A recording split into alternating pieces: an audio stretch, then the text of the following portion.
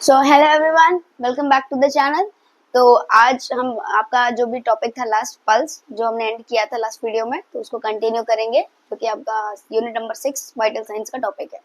ठीक है, तो पल्स में हमने जो लास्ट वीडियो में डिस्कस किया था वो आपका पल्स का इंट्रोडक्शन था, उसके डेफिनेशन के बारे में पढ़ा था, उसकी फिजियोलॉजी के बारे में पढ़ा था। ठीक है, रेगुलेशन मैकेनिज्म मतलब उसका रेगुलेशन सेंटर, जैसे कि आप जानते होंगे उसका रेगुलेशन सेंटर मेडुला ओब्लंगेटा। ठीक है, ये था। और जो आप कह सकते हो मेन जो रेगुलेटिंग जो उसका सिस्टम था, या आप कह सकते हो जो जिससे वो पल्स रेट आपका रेगुलेट हो रहा था, वो तो कौन सा था आपका साइनोएट्रियल आपका नोड। ठीक है, तो ये सारी चीजें हमने डिस्कस करी थी। फिर हमने कैरेक्टरिस्टिक्स ऑफ पल्स डिस्कस किया था, जिसमें हमने 3 चीजें डिस्क्राइब की थी आपको, रेट, रिदम एंड वॉल्यूम। और फिर उसके बाद हमने डिस्कस किया था आपके कौन कौन से फैक्टर हैं जो पल्स को अफेक्ट करते हैं, मतलब लाइक क्या आप कह सकते हो कि पल्स रेट पे कहीं ना कहीं इन्फ्लुएंस अपना डालते हैं। ठीक है, तो उन फैक्टर्स को डिस्कस किया था। और फिर हमने लास्ट में आपका डिस्कस किया था पल्स के साइट्स के बारे में, मतलब जो साइट्स होते हैं, जिन जिन साइट पर हम असेस कर सकते हैं पल्स को, उन साइट्स के बारे में हमने डिस्कस किया था। तो अगर आप इन सारी चीजों को आपने नहीं पढ़ा है या आपने नहीं देखा है लास्ट वीडियो, तो प्लीज जाकर देखें। और उसके आगे का आज हम डिस्कस करेंगे इस टॉपिक में पल्स के बारे में। तो फर्स्ट ऑफ ऑल हम बात करते हैं, आज का जो हमारा मेन टॉपिक है वो है पल्स असेसमेंट। मतलब हमने पल्स के बारे में जान लिया, उसकी फिजियोलॉजी जान ली, उसकी कैरेक्टरिस्टिक जान ली, लेकिन अब हम उसको असेस कैसे करेंगे, या हम कह सकते हैं जिस भी साइट पर हम असेस करना चाहते हैं वहां पे हम असेसमेंट कैसे करेंगे, प्रोसीजर क्या होगा, टेक्निक क्या होगी, मेथड कौन कौन से होंगे, क्या इक्विपमेंट लगेंगे। ठीक है, या हम किस साइट पे करेंगे तो बेटर होगा, या आप कह सकते हो कौन सा साइट हमें ज्यादा यूज में है, कॉमन है, ये सारी चीजें हम इस वीडियो में डिस्कस करेंगे। ठीक है, तो असेसमेंट की बात करते हैं। तो असेसमेंट में आपका पहला आता है साइट, मतलब किस साइट पर हमें पल्स असेस करना है। ठीक है, तो साइट्स के बारे में हमने डिस्कस किए थे आपके लास्ट वीडियो में, जो कि थे 10 साइट जो है हमने प्रॉपर डायग्राम फॉर्म में डिस्कस कर लिया था। तो साइट आपको पता है कॉमनली अगर कौन सी होती है, तो वो होती है आपकी रेडियल। ठीक है, देन ब्रेकियल। और अगर आपकी इमरजेंसी पल्स के बारे में हम कहें कि कौन सी है, तो इमरजेंसी पल्स साइट आपकी कैरोटिड आर्टरी है। ठीक है, कैरोटिड पल्स साइट। ठीक है, तो ये चीजें आपको पता होना चाहिए क्योंकि वाइवा में चीजें पूछी जाती हैं। और बच्चों में जो मेजरली करते हैं वो कौन सी होती है, एपिकल होती है। ठीक है, नाउ अब हम साइट्स डील कर चुके हैं, तो नाउ बात करेंगे हम इक्विपमेंट्स के बारे में। तो हमें कौन कौन से इक्विपमेंट रिक्वायर होते हैं पल्स को असेस करने में। तो हमारे पास अगर कॉमन मेथड है कि आपने फिंगर से पाल्पेशन कर लिया, आपने फील कर लिया और आपने काउंटिंग करके पल्स बता दी। ठीक है, ये आपका नॉर्मल तरीका हो गया। तो उसमें भी आपका जो कह सकते हो कि जो नॉर्मल तरीका है, उसमें आपका क्या यूजफुल इक्विपमेंट होता है, वो होता है वॉच। क्योंकि बिना वॉच के आप पल्स रेट नहीं डिस्क्राइब कर सकते, क्योंकि पल्स रेट डिस्क्राइब होता है आपका कितना बीट आ रहा है 1 मिनट में। ठीक है, तो उस 1 मिनट के डिस्क्रिप्शन में या कितने बीट को काउंट करना है 1 मिनट में, उसके लिए आपको क्या रिक्वायर होगी, वॉच। ठीक है, तो आपका जो कॉमन है वो आपका वॉच है। देन बच्चों में जैसे हम एक एपिकल कर रहे हैं, तो वो हम फील तो कर सकते नहीं है, तो वो हम सुनते हैं थ्रू स्टेथोस्कोप। तो स्टेथोस्कोप आपका रिक्वायर्ड इक्विपमेंट है। दूसरा मेजर दूसरा रिक्वायर्ड इक्विपमेंट है वो आपका स्टेथोस्कोप है, अगर आप नॉर्मल तरीके से पल्स असेस कर रहे हो। तो स्टेथोस्कोप के बारे में हम पढ़ते हैं। स्टेथोस्कोप क्या है, एक डिवाइस है, आप कह सकते हो एक आपका इक्विपमेंट है। ठीक है, मेडिकल इक्विपमेंट है जिसमें हम यूज करते हैं ऑस्कल्टेशन के लिए। किस में यूज करते हैं हम, जिसको ऑस्कल्टेशन के लिए यूज करते हैं। तो ऑस्कल्टेशन मींस आपका लिसनिंग ऑफ साउंड। ठीक है, लिसनिंग ऑफ साउंड, आपके बॉडी में जितने भी साउंड प्रोड्यूस हो रहा है उसको सुनने के लिए हम क्या यूज करते हैं, स्टेथोस्कोप। तो स्टेथोस्कोप का डायग्राम है जिसमें कुछ आपके कह सकते हो पार्ट होते हैं, जिसके बारे में हम बात करते हैं। तो पहला है आपका, अगर आपका स्टार्टिंग से यहाँ से शुरू करें और एंड पर जाएं, तो पहला आपका आता है ईयर टिप, जो आप इंसर्ट करते हो अपने ईयर्स में। ठीक है, ईयर टिप क्या होती है, जो आप अपने ईयर्स में इंसर्ट करते हो, मेड ऑफ रबर की होती है। ठीक है, रबर मटेरियल की बनी होती है। और वो रबर किस लिए होती है, ताकि आपको कोई इंजरी ना हो, कोई हार्म ना हो, आपके लिए ईज हो। ठीक है, तो ये ईयर टिप होती है जिसको आप इंसर्ट करते हो, आपको साउंड सुनाई देता है। देन उसको कनेक्ट करता है एक आपका मेटल का, आप कह सकते हो पाइप होता है।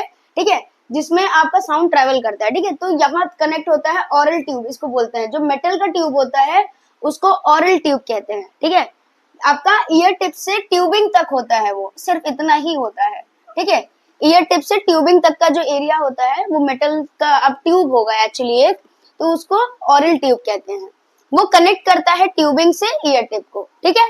देन आपका आता है ट्यूबिंग, जो आपका रबर बेस होता है, ठीक है। रबर बेस एक ट्यूब होती है जो आपका काम करता है, ट्यूबिंग आपका लेंथनिंग के लिए काम करता है, ठीक है। ट्यूबिंग का ज्यादा फंक्शन स्पेशलाइज फंक्शन नहीं, बस ये लेंथनिंग के लिए काम करता है, ताकि साउंड जो आप ईयर से किसी साइड पर आप सुनना चाह रहे हो तो वहां पे आप इजिली सुन सको, ठीक है। तो आपका काम हो गया। देन आपका जो मेन आप कह सकते हैं जो पार्ट होता है वो होता है आपका डायाफ्राम, ठीक है। डायाफ्राम आपका क्या होता है, एक सर्कुलर आपका क्या बोलते हैं मटेरियल होता है या आर्टिकल होता है जो इसमें अटैच होता है, और वो क्या होता है, लार्ज होता है, फ्लैट होता है और डिस्क शेप में होता है, ठीक है। लार्ज, फ्लैट और डिस्क शेप में एक आपका मेटल आर्टिकल होता है जो कि अंदर से हॉलो होता है, जो क्या करता है आपके साइट पर, जिस भी साइट पर आप प्लेस करते हो डायफ्राम, वहां से साउंड को कैप्चर करता है। साउंड को कैप्चर करके ट्यूबिंग के थ्रू आपके ईयर टिप्स तक वो साउंड आपके पहुंचते हैं और आप उस साउंड को सुनते हो, ठीक है। डायफ्राम पर भी बैक साइड पर एक छोटा सा और हॉलो स्ट्रक्चर होता है, ठीक है। हॉलो सर्कुलर स्ट्रक्चर होता है, वो होता है आपका बेल। बीच में आपने कभी अगर स्टेथोस्कोप देखा होगा तो पीछे के साइड एक छोटा सा नॉब जैसा स्ट्रक्चर होता है, उसको बेल कहते हैं, ठीक है। तो बेल और डायफ्राम दोनों ही लिसनिंग के लिए होते हैं, किसी साइड पर आप प्लेस करके आप साउंड सुनते हो। लेकिन इसमें डिफरेंस क्या है, जो डायफ्राम है वो हाई फ्रीक्वेंसी साउंड को सुनने के लिए होता है, ठीक है, जो आपको इजिली सुनाई दे सकती है, आप एसेस कर सकते हो हाई फ्रीक्वेंसी साउंड्स, जैसे आपके रेस्पिरेटरी साउंड्स, कफिंग साउंड्स, ठीक है। तो आपको अगर अच्छे से उसको एसेस करना है तो आप वो कर सकते हो, ठीक है। आपके ब्रेथ साउंड्स, ये सारे आप हाई फ्रीक्वेंसी साउंड जो आप सुनना चाहते हो वो आप डायफ्राम की मदद से करते हो। बेल में क्या होता है कि आप लो फ्रीक्वेंसी साउंड सुनते हो जो आपको इजिली नहीं सुनाई देती, ठीक है। तो लो फ्रीक्वेंसी साउंड जो बॉडी में प्रोड्यूस होती है उसको सुनने के लिए आप किसका इस्तेमाल करते हो, बेल का। बेल क्या है, हॉलो, कर्व्ड और स्मॉल एक आर्टिकल होता है, नॉब लाइक स्ट्रक्चर होता है। ईयर पीस के बारे में हमने डिस्कस कर लिया है, ये फिट होता है आपके ईयर कैनाल में। एंड ट्यूबिंग एक हॉलो रबर ट्यूब होता है जो एक लेंथनिंग का काम करता है, आपका पैसेज का काम करता है।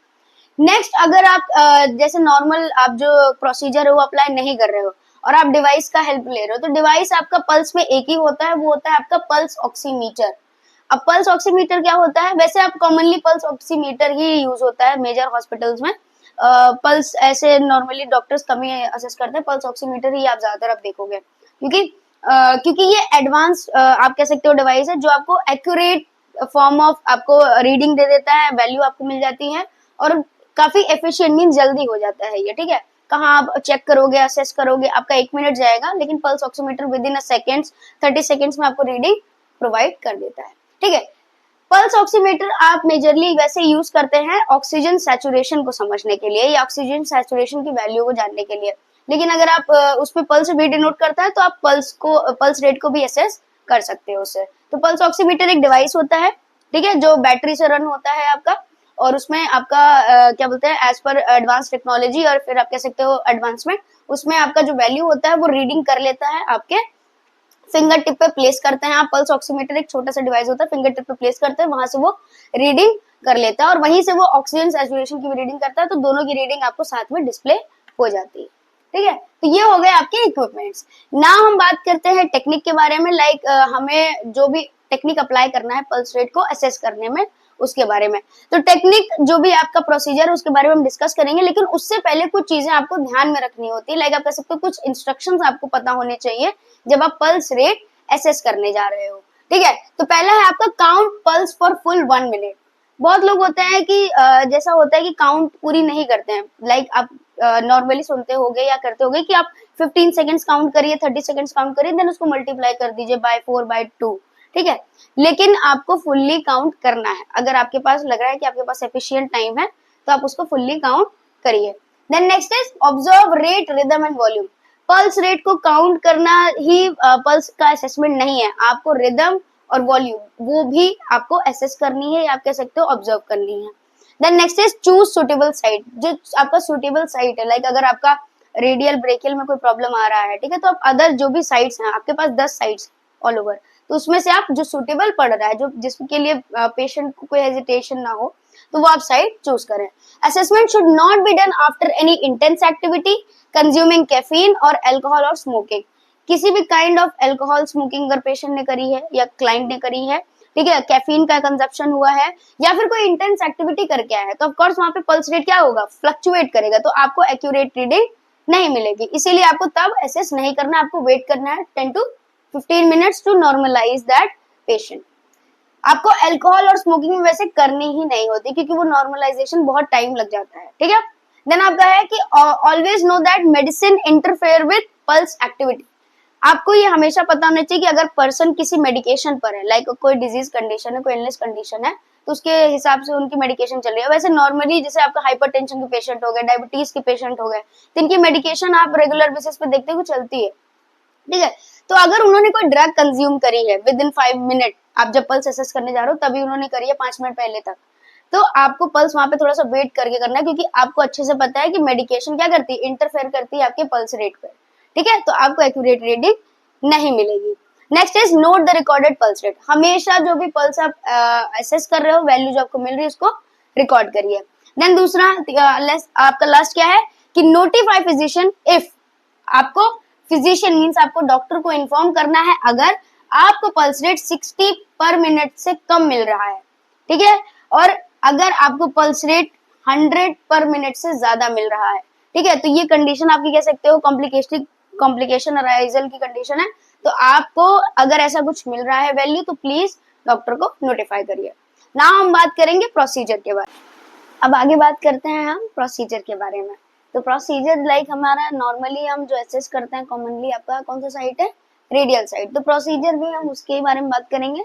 और वैसे जो प्रोसीजर है पल्स एसेस करने का वो आपका सिमिलर ही है, बस साइट्स के अकॉर्डिंग थोड़ा थोड़ा सा वेरी करता है। जैसे लाइक आपका जो भी अलग अलग साइट है तो वहाँ पे अलग अलग थोड़ी थोड़ी चीजें आप एडअप करते हो या रिड्यूस करते हो, ठीक है। तो प्रोसीजर हम पहले इसके बारे में फिर हम आपको बता देंगे लाइक किस साइट पर हम क्या चेंजेस करते हैं। तो कॉमनली हम बात करते हैं रेडियल साइट की। तो रेडियल साइट पर क्या बोलते हैं जो प्रोसीजर अप्लाई हो रहा है उसके बारे में डिस्कस करते हैं।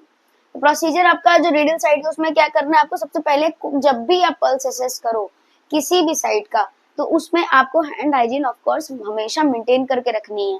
वो इसलिए क्योंकि अगर आपके हैंड हाइजीन अप्रोप्रिएट नहीं होगी तो आप अपनी तरफ से पेशेंट को या क्लाइंट को इन्फेक्शन प्रोवाइड करोगे, ठीक है, क्योंकि आप यहाँ पे पाल्पेशन मेथड यूज कर रहे हो। तो ऑफ कोर्स आपका हैंड हाइजीन आपको रखना, हैंड हाइजीन को मेंटेन करके रखना बहुत नेसेसरी है। तो ऑलवेज यूज सैनिटाइजर, और अगर आप हैंड वॉश कर सकते हो तो बेस्ट ऑफ ऑल, ठीक है। तो नेक्स्ट बात आपका क्या है कि पहले आपको हैंड हाइजीन मेंटेन करके रखनी है। अब इसमें रेडियल में है, रेडियल में आपके दो कंडीशन हमें देखने को मिलती है। पहला, जब पेशेंट या क्लाइंट आपका सुपाइन पोजीशन में होता है, और दूसरा जब वो सिटिंग पोजीशन में होता है, ठीक है। जो भी पेशेंट या क्लाइंट आप जिसका पल्स असेस करने जा रहे हो, अगर वो सुपाइन पोजीशन में है तो आपको क्या करना है, और अगर वो सीटिंग पोजीशन में है तो क्या करना है, ठीक है।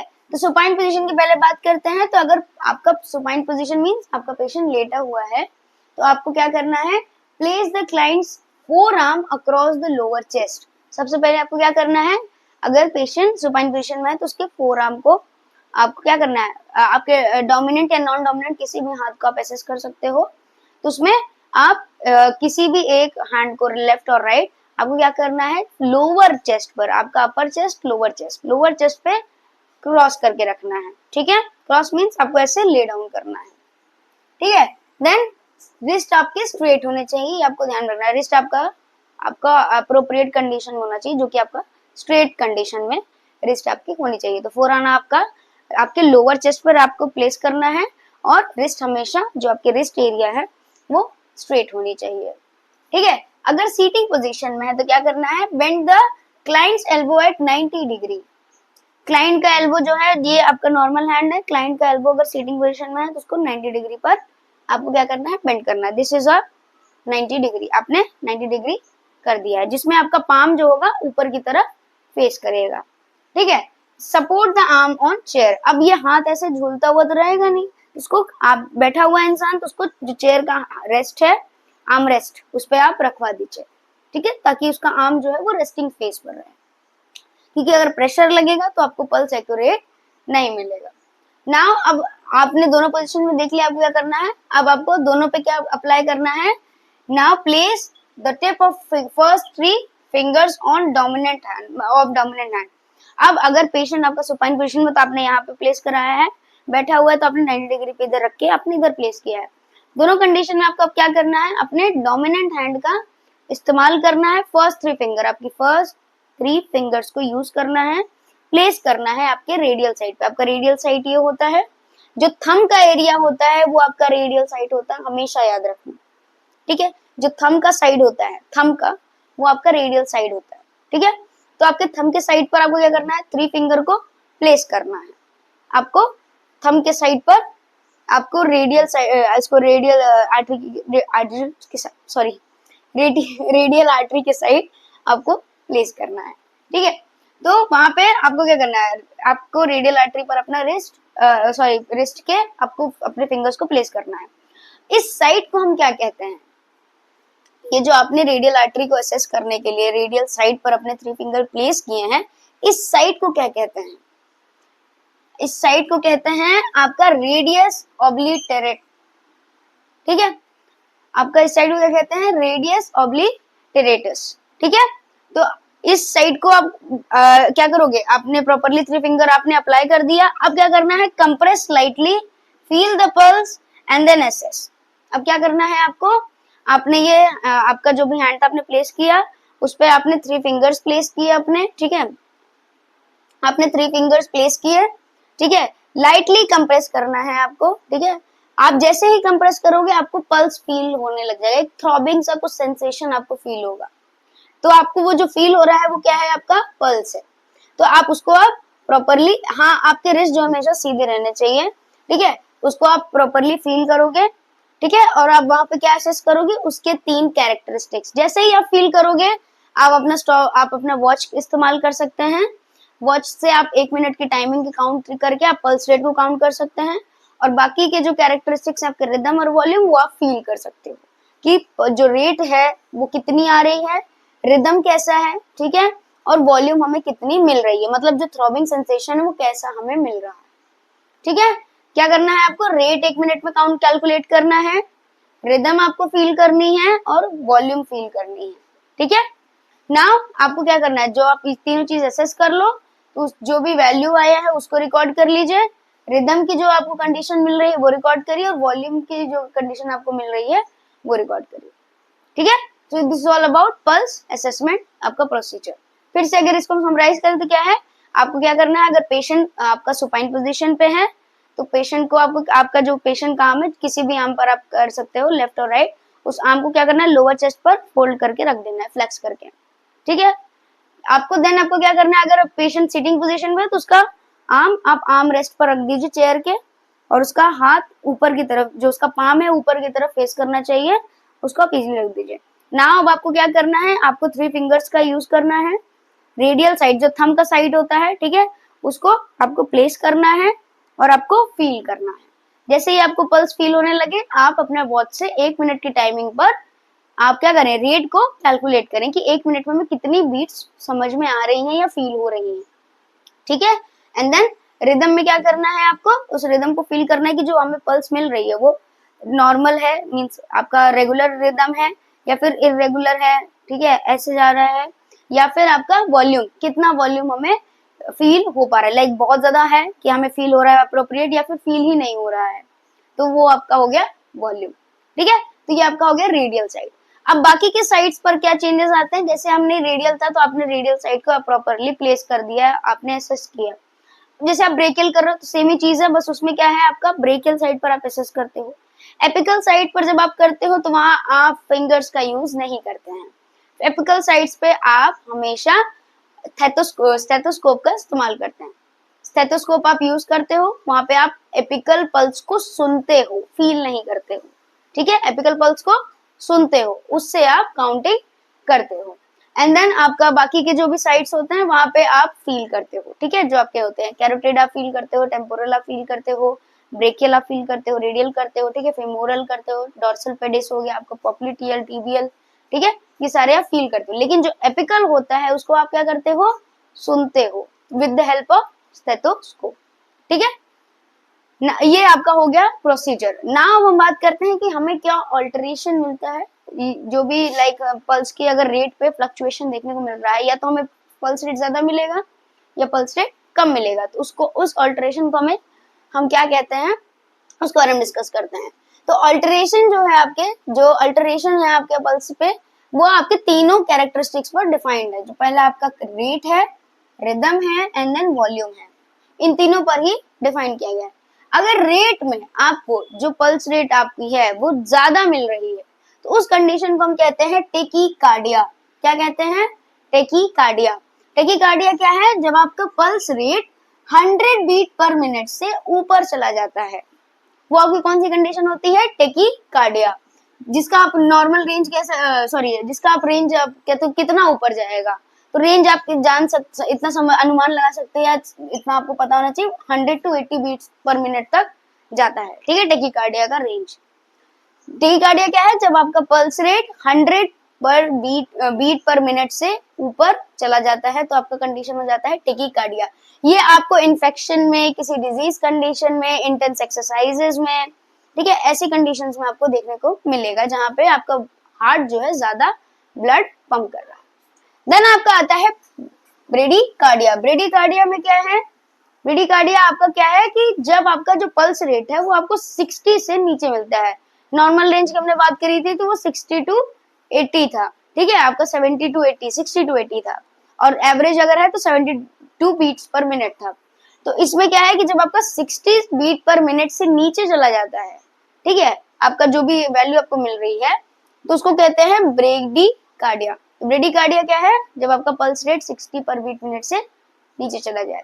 ये ओल्ड एज में आपको नॉर्मली देखने को मिलेगा। ठीक है, ओल्ड एज में आपको ब्रेडीकार्डिया नॉर्मली देखने को मिलेगा, लेकिन हम उसको ब्रेडीकार्डिया एज अ टर्म डिफाइन नहीं करते हैं ओल्ड एज पीपल में।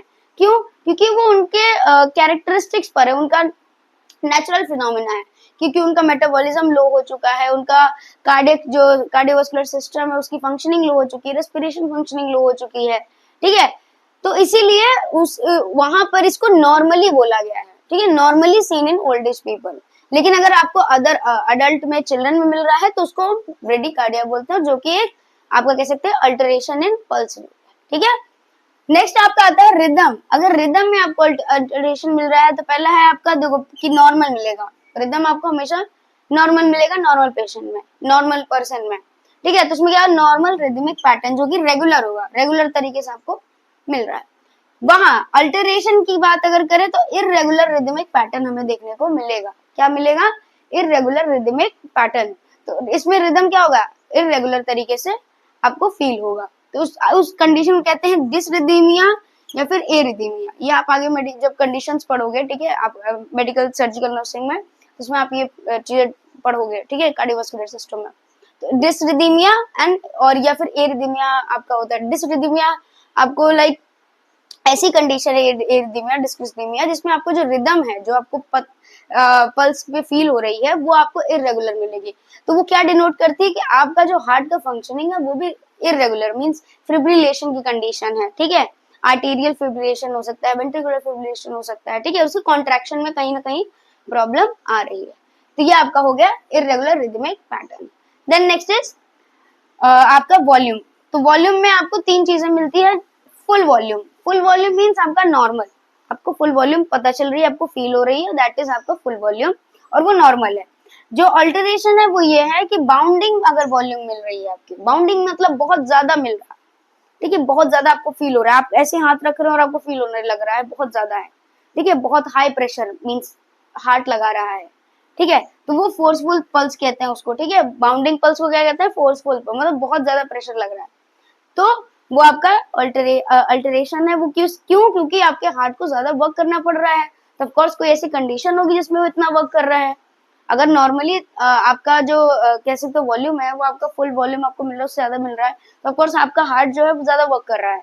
या तो आपने इंटेंस एक्सरसाइज करी है, या कोई ड्रग, आपका कोई ड्रग मेडिकेशन ये चल रहा है।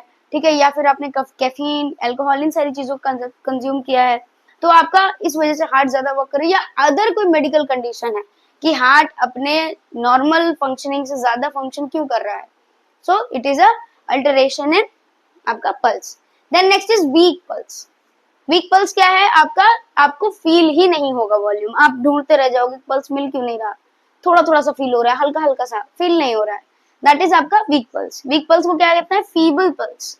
Feeble pulse. फीबल पल्स आपको ज्यादातर कंडीशन जो होती है डिहाइड्रेशन, उसमें आपको देखने को मिलेगी। क्यों? क्योंकि बॉडी में फ्लूइड की डेफिशिएंसी होती है तो प्रेशर लग नहीं पाता है आर्टेरियल वॉल पर ब्लड के थ्रू, ठीक है, तो प्रेशर नहीं बन रहा है तो पल्स क्रिएट नहीं हो पाती, इसीलिए आप उसको वीक पल्स या फीबल पल्स कहते हैं और मेजरली आप डिहाइड्रेशन में एसेस कर सकते हैं। तो ये हो गए आपके ऑल्टरेशन ऑफ पल्स। नेक्स्ट अब हम बात करेंगे आपका जो नेक्स्ट वाइटल साइन है रेस्पिरेशन, उसके बारे में।